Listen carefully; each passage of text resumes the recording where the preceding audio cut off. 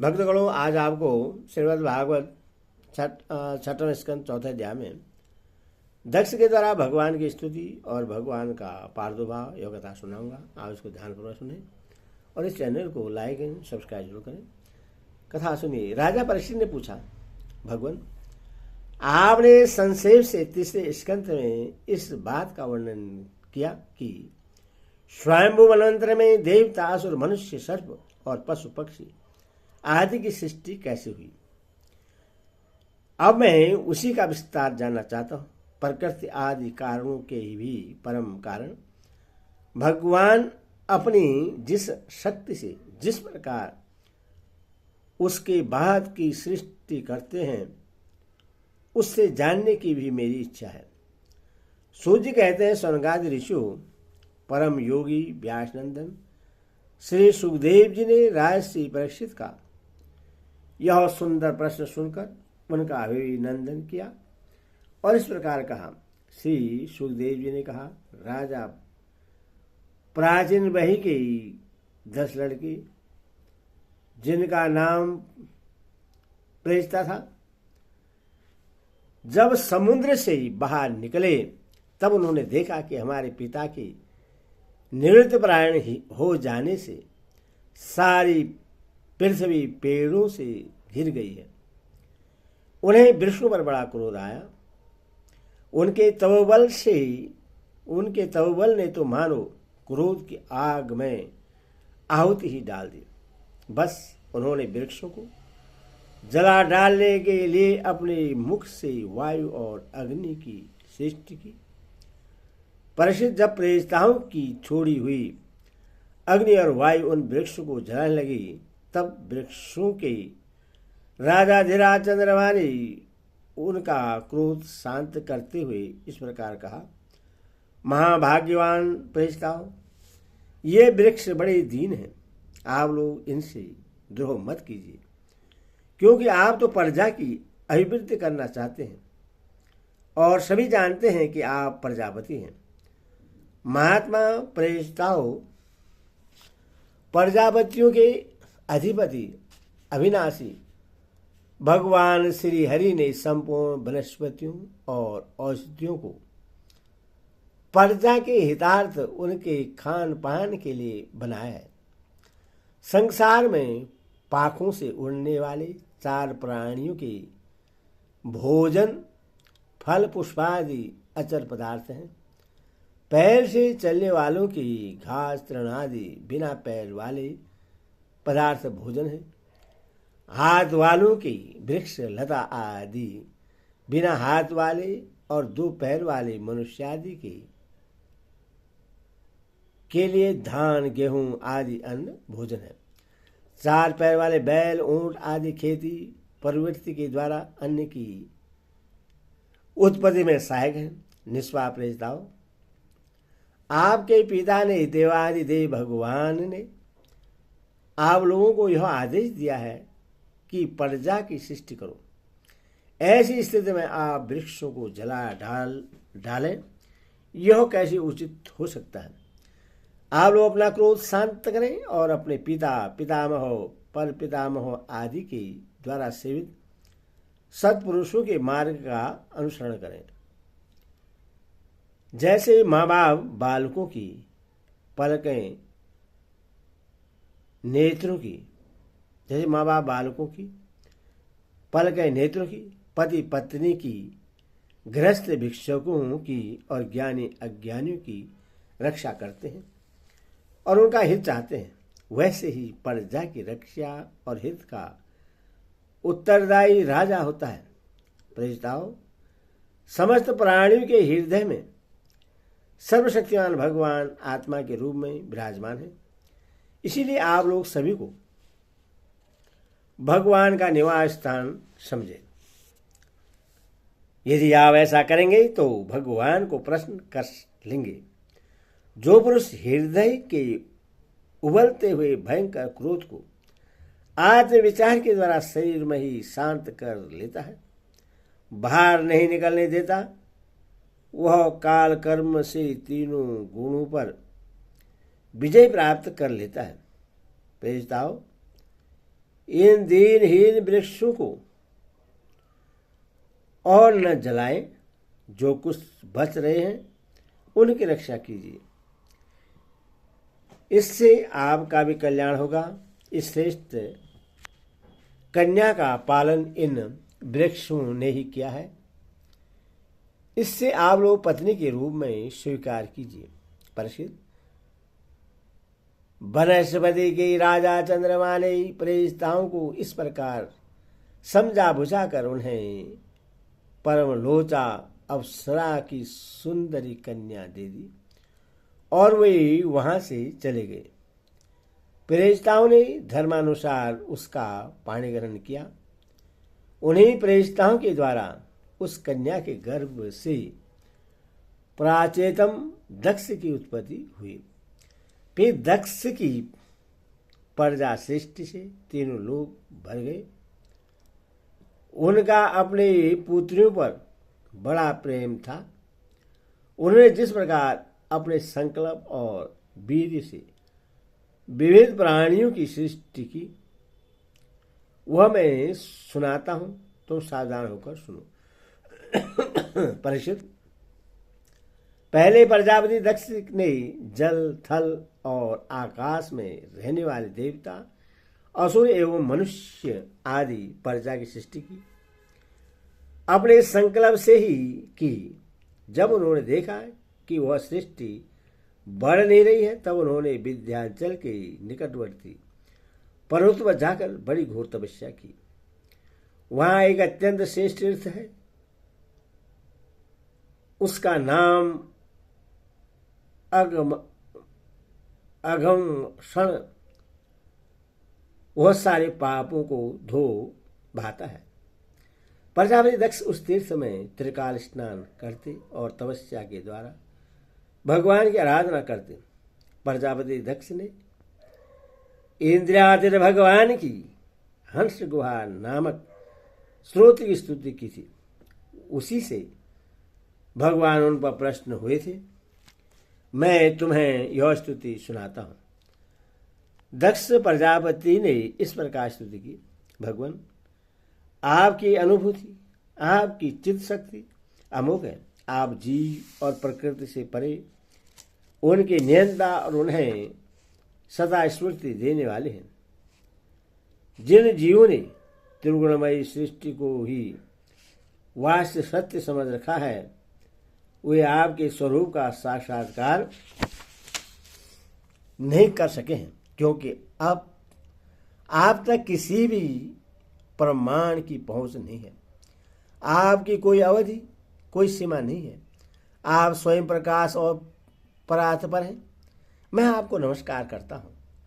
यो तो जीव और ईश्वर एक दूसरे के सखा हैं तथा इसी शरीर में इकट्ठे ही निवास करते हैं, परंतु जीव सर्वशक्तिमान आपके इस सत्य भाव को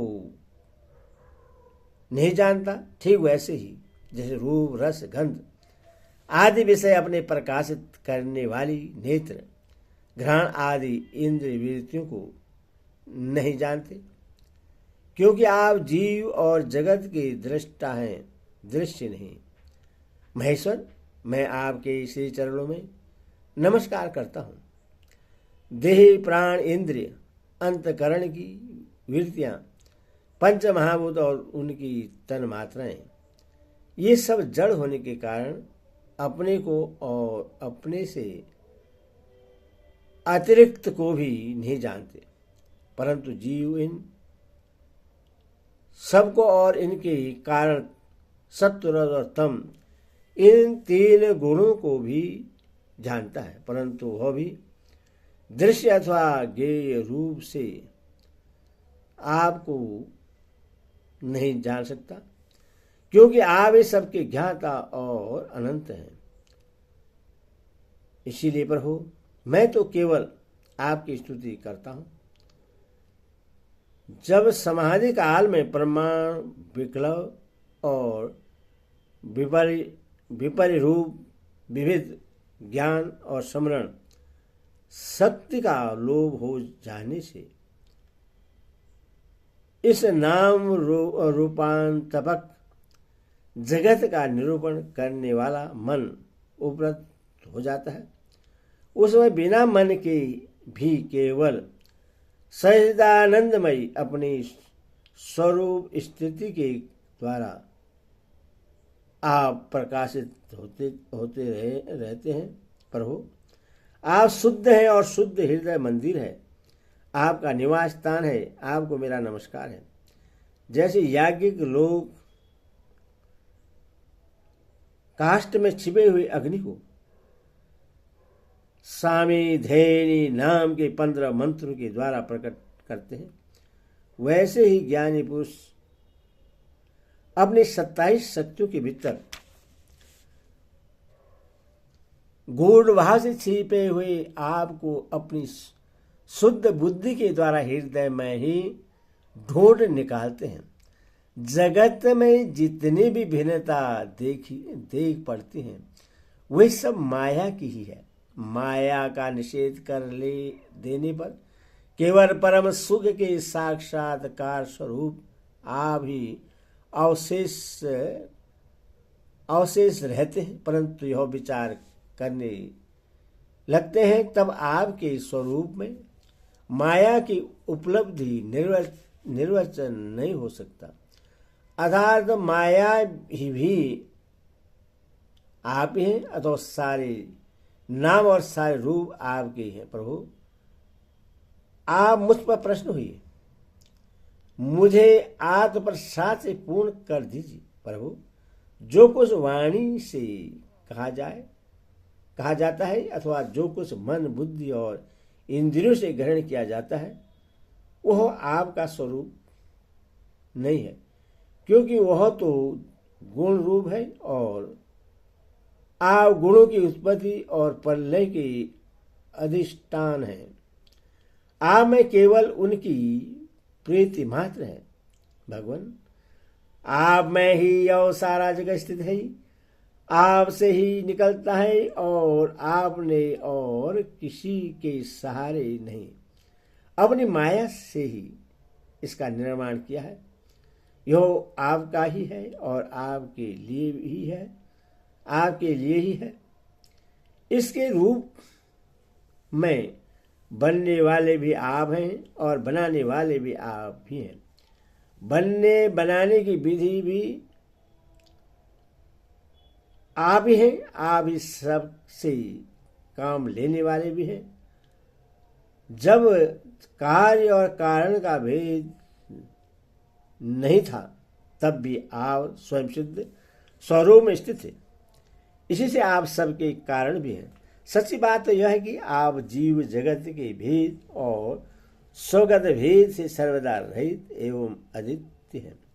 आप स्वयं ब्रह्म हैं। आप मुझ पर प्रश्न हो, प्रभु, आपकी ही शक्तियां वादी प्रतिवादियों के विवाद और संवाद का विषय होती है और उन्हें बार बार मोह में डाल दिया जाता है। आप अनंत अपराकृत कल्याण गुणों से युक्त एवं स्वयं अनंत है। मैं आपको नमस्कार करता हूँ। भगवान, उपासक लोग कहते हैं कि हमारे प्रभु हस्तपादादि से युक्त साकार विग्रह है, और सांख्यवादी कहते हैं कि भगवान हस्तपादादि विग्रह से रहित निराकार है। यदि भी इस प्रकार वे एक ही वस्तु के दो परस्पर विरोधी धर्मों का वर्णन करते हैं, परंतु फिर भी उनमें विरोध नहीं है, क्योंकि दोनों एक ही परम वस्तु में स्थित है। बिना आधार के ही हाथ पैर आदि का होना संभव नहीं, और निषेध की भी कोई न कोई अवधि होनी ही चाहिए। आप वही आधार और निषेध की अवधि हैं। इसीलिए आप साकार निराकार दोनों से ही अविरुद्ध सम परम ब्रह्मा है। प्रभु, आप अनंत हैं। आपका न तो कोई प्राकृतिक नाम है और न कोई प्राकृतिक रूप। फिर भी जो आपके चरण कमलों का भजन करता है, उन पर अनुग्रह करने के लिए आप अनेक रूपों में प्रकट होकर अनेकों लीलाएं करते हैं तथा उन रूपों तथा लीलाओं के अनुसार अनेकों नाम धारण कर लेते हैं। परमात्मा, आप मुझ पर कृपा प्रसाद कीजिए। लोगों की उपासनाएं प्रायः साधारण कोटि की होती हैं, अथवा आप सबके हृदय में रहकर उनकी भावना के अनुसार भिन्न भिन्न देवताओं के रूप में प्रतीत होते रहते हैं। ठीक वैसे ही जैसे हवा गंध का आश्रय लेकर सुगंधित प्रतीत होती है, परंतु वास्तव में सुगंधित नहीं होती, ऐसे सबकी भावनाओं का अनुसरण करने वाले प्रभु मेरी अभिलाषा पूर्ण करें। श्री सुखदेव जी कहते हैं, परीक्षित, विंध्याचल के अगमर्षण तीर्थ में जब प्रजापति दक्ष ने इस प्रकार स्तुति की, तब भक्त वत्सल भगवान उनके सामने प्रकट हुए। उस समय भगवान गरुड़ के कंधे पर चरण रखे हुए थे। विशाल एवं हष्टपुष्ट 8 भुजाएं थी। उनमें चक्र, शंख, तलवार, ढाल, बाण, धनुष, पास और गदा धारण किए हुए थे। वर्षाकालीन मेघों के समान श्यामल शरीर पर पीताम्बर फहरा रहा था। मुखमंडल प्रफुल्लित था। नेत्रों से प्रसाद की वर्षा हो रही थी। घुटनों तक वनमाला लटक रही थी। वह स्थल पर सुनहरी रेखा, श्री वत्स्य चिन्ह और गले में कस्तूरी मणि जगमगा रही थी। बहुमूल्यकृत कंगन, मकराकृत कुंडल, करधनी, अंगूठी, कड़ी, निपुर और बाजूबंद अपने अपने स्थान पर शोभित थे। त्रिभुवनपति भगवान ने त्रिलोक के भी मोहन रूप धारण कर रखा था। नारद, नंद, सुनंद आदि पार्षद उनके चारों ओर खड़े थे। इंद्र आदि देवेश्वर गण स्तुति कर रहे थे तथा सिद्ध, गर्धव और चारण भगवान के गुणों का गान कर रहे थे। यह अत्यंत आश्चर्यमय और अलौकिक है। अलौकिक रूप देखकर दक्ष प्रजापति कुछ सहम गए। प्रजापति दक्ष ने आनंद से भरकर भगवान के चरणों में साष्टांग प्रणाम किया। जैसे झरनों के जल से नदियां भर जाती हैं, वैसे परमानंद के उद्रेक से उनकी एक एक इंद्रिय भर गई और आनंद परवश हो जाने के कारण वे कुछ भी बोल न सके। प्रसिद्ध प्रजापति दक्ष अत्यंत नम्रता से झुककर भगवान के सामने खड़े हो गए। भगवान सबके हृदय की बात जानते हैं। उन्होंने दक्ष प्रजापति की भक्ति और प्रजावृत्ति की कामना देखकर उनसे यूं कहा। श्री भगवान ने कहा, परम भाग्यवान दक्ष, अब तुम्हारी तपस्या सिद्ध हो गई, क्योंकि मुझ पर श्रद्धा रखने से तुम्हारे हृदय में प्रति परम प्रेम भाव का उदय हो गया है। प्रजापति, तुमने इस विश्व की वृद्धि के लिए तपस्या की है, इसीलिए मैं तुम पर प्रश्न हूं, क्योंकि यह मेरी ही इच्छा है कि जगत के समस्त प्राणी अभिवृत और समृद्ध हो। ब्रह्मा, शंकर, तुम्हारे जैसे प्रजापति, स्वयंभू आदि मनु तथा इंद्रादि देवेश्वर, ये सब मेरी विभूतियां हैं और सभी प्राणियों की अभिवृद्धि करने वाले हैं। ब्राह्मण, तपस्या मेरा हृदय है, विद्या शरीर है, कर्म आकृति है, यज्ञ अंग है, धर्म मन है और देवता प्राण है। जब यह सृष्टि नहीं थी तब केवल मैं ही था, और वह भी निष्क्रिय रूप से, बाहर भीतर कहीं भी और कुछ न था। न तो कोई दृष्टा था और न दृश्य। मैंने केवल ज्ञान स्वरूप और अव्यक्त था। ऐसा समझ लो मानो सब सुषुप्त और सुषुप्त छा रही हो। प्रिय दक्ष, मैं अनंत गुणों का आधार एवं स्वयं अनंत हूँ। जब गुणमयी माया के सोम से यह ब्रह्मांड शरीर प्रकट हुआ, तब उसमें अयोनिज आदि पुरुष ब्रह्मा उत्पन्न हुए। जब मैंने उनमें शक्ति और चेतना का संचार किया, तब देव शिरोमणि ब्रह्मा सृष्टि करने के लिए उद्यत हुए, परंतु उन्होंने अपने को सृष्टि कार्य में असमर्थ सा पाया। उस समय मैंने उन्हें आज्ञा दी कि तप करो। तब उन्होंने घोर तपस्या की और उस तपस्या के प्रभाव से पहले पहले तुम 9 प्रजापतियों की सृष्टि की। फिर दक्ष, देखो यह पंचजन प्रजापति की कन्या अस्किनी है, इससे तुम अपनी पत्नी के रूप में ग्रहण करो। अब तुम गृहस्थोचित स्त्री सहवास रूप धर्म को स्वीकार करो। यह अश्विनी भी उसी धर्म को स्वीकार करेगी, तब तुम उसके द्वारा बहुत सी प्रजा उत्पन्न कर सकोगे। प्रजापति, अब तक तो माया से सृष्टि होती थी, परंतु अब तुम्हारे बार प्रजा सारी प्रजा मेरी माया से स्त्री पुरुष के सहयोग से ही उत्पन्न होगी तथा मेरी सेवा में तत्पर रहेगी। श्री सुखदेव जी कहते हैं, विश्व के जीवन दाता भगवान श्री हरि यह कहकर दक्ष के सामने ही इस प्रकार अंतर्ध्यान हो गए, जैसे स्वप्न में देखी हुई वस्तु स्वप्न टूटते ही लुप्त हो जाती है। हरि ओम तत्सत। हरि ओम।